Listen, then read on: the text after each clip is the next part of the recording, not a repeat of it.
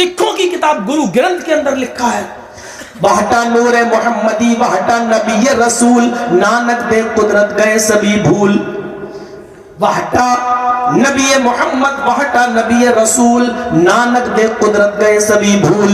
ये गुरु ग्रंथ में लिखा है कि गुरु नानक ने वहटा नूर मोहम्मद वहटा नबी रसूल। जब नूर मोहम्मद को देखा, मोहम्मद की रोशनी यानी कुरान को देखा, मोहम्मद साहब जो कुरान लेके आए वही रोशनी है, जो कुरान देखा तो नबी रसूल लेकर आए जिस नूर को यानी कुरान को जब लेके आए तो नानक दे कुदरत गए सभी भूल। तो नानक अपनी सारी शिक्षाएं भूल गए, यानी कुरान की रोशनी के होते हुए, कुरान की शिक्षा के होते हुए नानक तुम्हें क्या बताएगा, यानी कुरान के होते हुए और मोहम्मद रसूलुल्लाह के आ जाने के बाद अब किसी की हिदायत के रास्ते पे चलने की जरूरत नहीं है।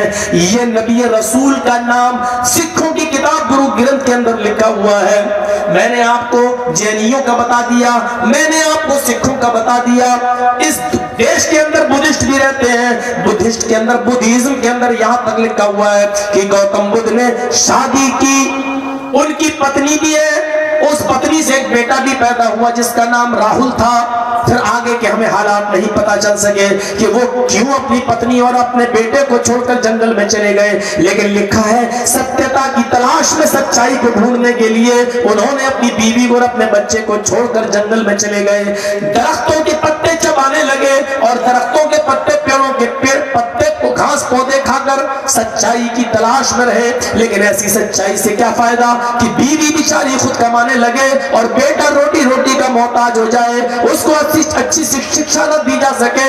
और गुरु नानक और गौतम बुद्ध जी अपने बीवियों बच्चों को छोड़ के जंगल में सच्चाई तलाश कर रहे हैं। सच्चाई तलाश करने के बाद वो इस नतीजे पर पहुंचे कि बुद्धिज्म के अंदर ये इरशाद फरमा गए और लिख गए, बुद्धिज्म में आज भी लिखा हुआ है। ये किताब लुम्बिनी के अंदर मिल जाएगी, नेपाल के अंदर लुम्बिनी में मिल जाएगी बुद्धिज्म। वहां बहुत से लोग आते हैं, बर्मा के बुद्धिस्ट लोग। लुम्बिनी में गौतम बुद्ध का बहुत बड़ा मंदिर है, मैंने उसको देखा है, मैं खुद गया हूँ। बुद्धिज्म हम वहीं से लेके आए थे लुम्बिनी से।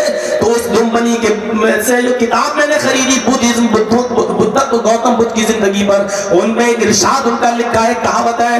गौतम बुद्ध अपने जीवन में अपने मरने से पहले ये कह गए, I am not first Buddha and I am not last Buddha but A Buddha will come after mine, his name will B Maitreya. लोगों में पहला बुद्धा नहीं हूं, पहला महान पुरुष नहीं हूं, मैं आखिरी भी नहीं हूं। I am not first Buddha, मैं पहला रसूल नहीं हूं, and I am not last Buddha, और मैं आखिरी भी नहीं हूं, but Buddha will come after mine, बल्कि एक बुद्धा मेरे बाद आएगा, एक रसूल मेरे बाद आएगा। His name will B Maitreya, उसका नाम कृपालु दयावान होगा, वो विश्व के लिए दया करने वाला होगा, वो विश्व के लिए रहम करने वाला होगा। मित्र मानी दयावान, वो पूरे विश्व के लिए दयावान होगा, यानी उसका नाम क्या होगा, विश्व के लिए रहमत करने वाला, विश्व पर रहम करने वाला। पूरे विश्व पर रहम करने वाले को अरबी में क्या कहते हैं, रहमतुल लिल आलमीन, सारे आलम के लिए रहमत बनकर आने वाला। ये नाम मित्रे रहमतुल आलमीन का तर्जमा है संस्कृत इंग्लिश के अंदर। मित्रे संस्कृत का शब्द जो पेश कर दिया गया है, तो हिज नेम विल बी मित्रे, उसका नाम विश्व के लिए दयावान होगा, विश्व पर वो दया करने वाला होगा, पूरी दुनिया के लिए रहमत बनकर आने वाला होगा, ये उसका नाम होगा। वमा अरसलनाका इल्ला रहमतल लिल आलमीन, ऐ नबी हमने आपको पूरे विश्व के लिए रहमत बनाकर भेजा।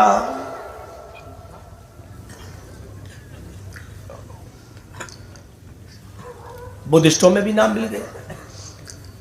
बाइबल के होल नंबर 5 पर ईसाई, वो तो मैं बता चुका हूं, कभी पुरानी तकरीर उठाकर देख लीजिएगा। ईसा अलैहिस्सलाम ने भी यही कहा था, I will pray the father he shall give the another comforter, after that I will not talk much with you because the prince of this world comes, his name will be Ahmad, his name will be Ahmad, I will pray the father, मैं अपने पिता से, अपने बाप से ये दुआ करूंगा, आई विल प्रे, ये प्रे करूंगा, ये आशीर्वाद लूंगा, he shall give the another compounder, वो तुम्हें दूसरा रहनुमा दे, मार्गदर्शक दे, रास्ता दिखाने वाला तुम्हें दूसरा दे दे, मुझे उठा ले।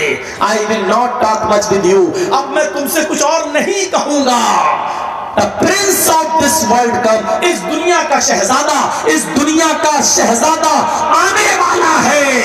और वो तभी आएगा जब मैं इस दुनिया से चला जाऊंगा। जब तक मैं रहूंगा वो शहजादा नहीं आएगा। उस शहजादे के आने के लिए मेरा जाना जरूरी है। जब मैं चला जाऊंगा तो वो आएगा। जब वो आएगा तो उसका नाम क्या होगा? His name will be Ahmad, उसका नाम अहमद होगा। अहमद। बाइबल में जो अहमद लिखा है, ईसा ने कहा उसका नाम अहमद होगा। कुरान ने भी यही कहा। वैस्काला ईसा इब्न मरियम या बनी इस्राइल इन्नी रसूलुल्लाहि इलैकुम मुसद्दिक़न, आए बनी इस्राइल, आए मेरे कौम के लोगों, आए इस्राइल के बेटो, इन्नी रसूलुल्लाहि इलैकुम, मैं तुम सब की तरफ अल्लाह का रसूल बनाकर भेजा गया हूँ। मैं तुम सब की तरफ अल्लाह का पैगंबर बनाकर भेजा गया हूँ। और मैं तस्दीक करता हूँ उस किताब की जो मुझसे पहले नाजिल हुई, यानी तौरात, मुसद्दिक़न लिमा बैना यदैया मिन तौरात, जो मुझसे पहले नाजिल हुई तौरात, उसकी तस्दीक करता हूँ कि वो भी आसमानी किताब थी। और हम तुम्हें शुभ समाचार देते हैं, गुड न्यूज देते हैं इस बात की कि मेरे बाद एक नबी आएगा, मुबश्शिरम बिरसूलिन याती मिन बाद इस्मुहु अहमद, उसका नाम अहमद होगा। ईसाइयों में भी नाम आ गया अहमद।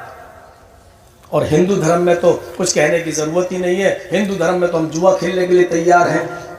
आ जाओ, 2-2 लाख की, 5-5 लाख की, 10-10 लाख की, 20-20 लाख की कोई शर्त लगा ले, जितना ना। हालांकि आप कहोगे मौलाना साहब दोनों तरफ से शर्त लगाना जायज है कि ना जायज, पैसा किसको बुरा लगता है? चलो हिंदू भाइयों, तुम मत लगाओ, हम दिखा देते हैं, तुम हमें मत देना।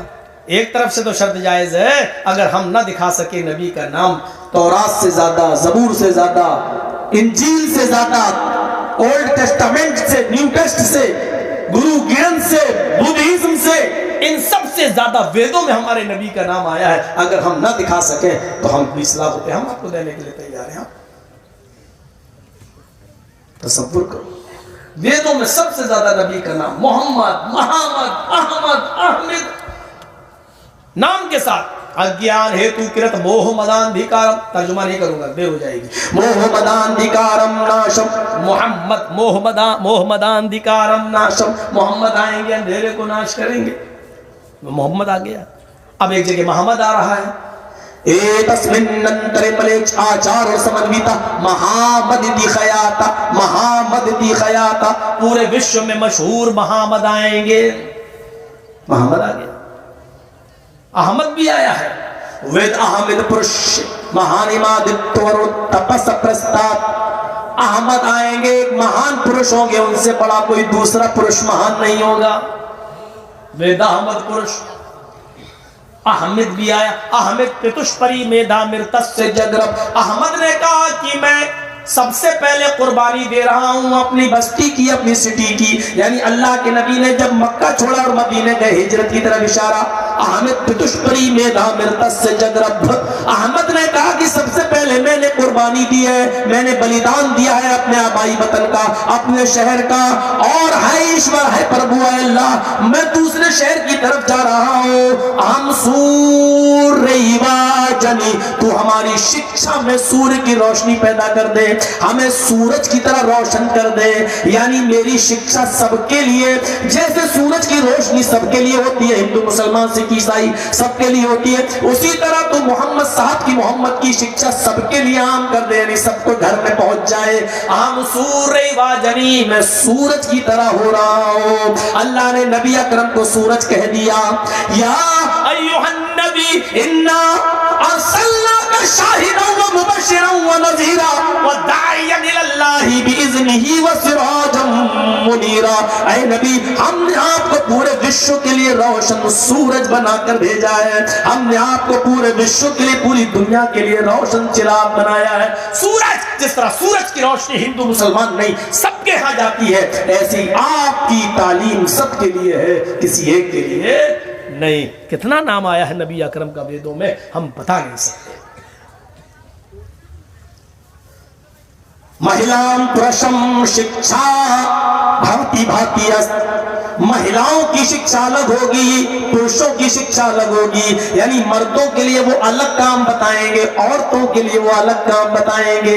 आज हम औरत मर्द से कम नहीं, चल रहा ना, मर्द औरत समान बराबर।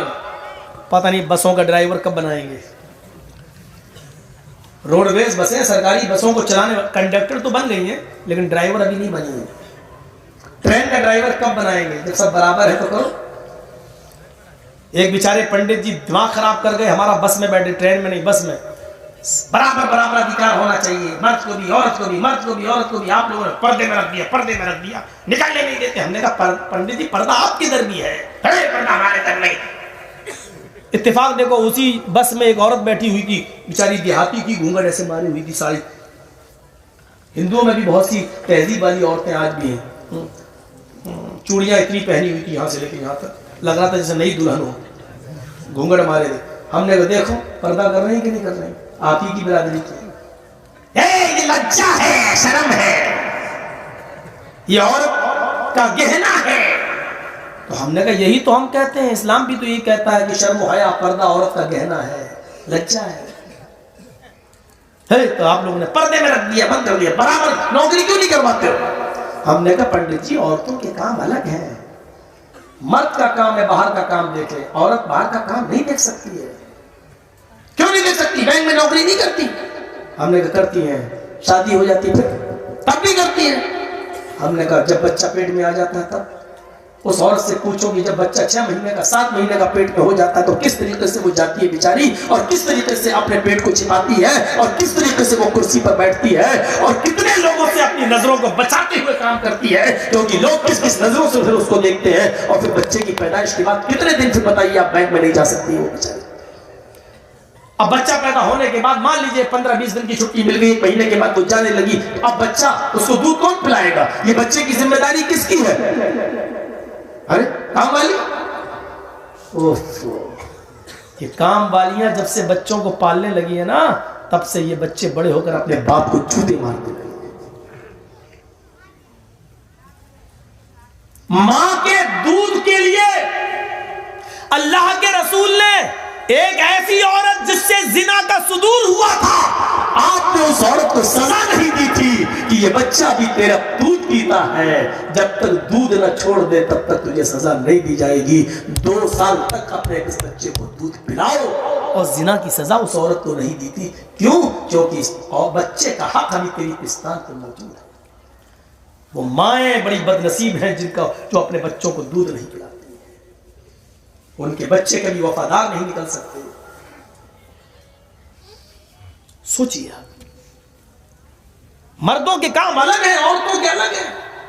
नहीं माना पंडित, नहीं। हमने कहा पंडित जी दोनों बराबर हैं। कहा? हमने कहा आपके कितने बच्चे हैं? कहता 4। हमने कहा 2 आपने पैदा किए होंगे, 2 आपकी बीवी। क्या? मैंने कहा बराबर बराबर हक है ना, मर्द औरत दोनों बराबर हैं, तो 4 बच्चे औरत ही क्यों पैदा करे, 2 तुम्हें भी करना चाहिए ना। मुंह उधर फेर लिया, हम इधर फेर लिया, मत। और क्या करें, मुंह बंद करने का कोई रास्ता ही नहीं था। औरत पर्दे पर्दे पर्दे पर्दे में रख दिया। पर्दा तो औरत के लिए किला है, एक मजबूत किला है औरत की हिफाजत के लिए। ये मर्दों की ड्यूटी अलग है, औरत की अलग है। हमें चांद की भी जरूरत है, सूरज की भी जरूरत है, लेकिन चांद और सूरज दोनों को अगर इकट्ठा कर दोगे तो दुनिया का निजाम दरहम बरहम हो जाएगा। दुनिया को चलाने के लिए सूरज की भी जरूरत है और चांद की भी जरूरत है। बगैर चांद के दुनिया अधूरी, बगैर सूरज के दुनिया अधूरी। लेकिन अब ये कहो चांद सूरज दोनों बराबर है, एक साथ जमा कर दो, फिर देखो दुनिया का निजाम कैसे होगा। ये चांद और सूरज एक दिन टकराएंगे। जुमिया शम्सु वल कमरु, चांद और सूरज जमा कर दिए जाएंगे। तो जानते हो जब चांद और सूरज जमा क्या होंगे तो क्या होगा? क्या होगा? उस दिन चांद और सूरज जब दोनों टकराएंगे तो दोनों की टक्कर से दोनों ही जमीन के ऊपर गिरेंगे, और तो दोनों जब जमीन के ऊपर गिरेंगे तो सूरज समंदर में गिरेगा, चांद भी गिरेगा। जब सूरज जमीन पर गिरेगा बिहार फुज्जिरत, समंदर भड़का दिए जाएंगे, समंदर में आग लग जाएगी, क्योंकि सूरज के अंदर एक जलने वाली गैस है और एक जलाने वाली गैस है। जलने वाली गैस जलेगी और पानी में आने के बाद भी जलाने वाली गैस जब जलाने का काम करेगी तो जलाने वाली गैस से समंदर में भी आग लग जाएगी। आज की साइंस ने साबित कर दिया।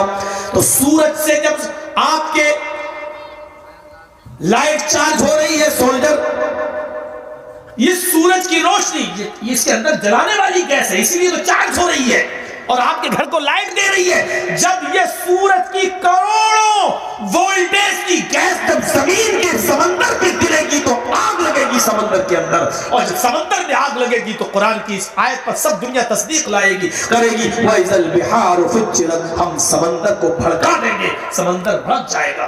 जब चांद और सूरज